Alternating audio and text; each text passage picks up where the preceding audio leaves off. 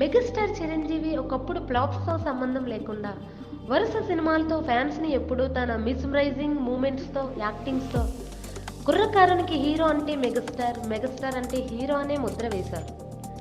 అయితే మెగాస్టార్ రాజకీయాల్లోకి వచ్చిన తర్వాత చాలా కాలానికి మళ్ళీ వరుస సినిమాలతో హల్చల్ చేస్తున్నారు.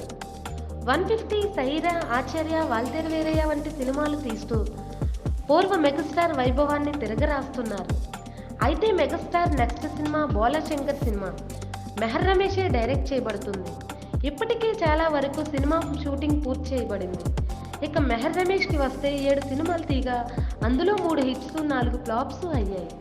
అయితే మెగాస్టార్ యొక్క ధైర్యానికి తెగింపుకి జోహర్లని చెప్పాలి. మెహర్ రమేష్ ఇప్పటి వరకు తీసిన సినిమాలన్నీ కూడా తెలుగులో హిట్ అయిన సినిమాలు కన్నడంలోని హిట్ అయిన సినిమాలు తెలుగులోనే తీశారు. కానీ ఇప్పుడు వచ్చే బోలాశంకర్ సినిమా మాత్రం తమిళ్ రీమేక్ వేదలం అనే మూవీ. మరి చూడాలి ఈ సినిమా మెహర్ రమేష్ ఖాతాలోనికి హిట్ చేరుతుందో ఫ్లాప్ చేరుతుందో. అయితే మనమందరం మెగాస్టార్ హిట్ కొట్టాలని కోరుకుందాం.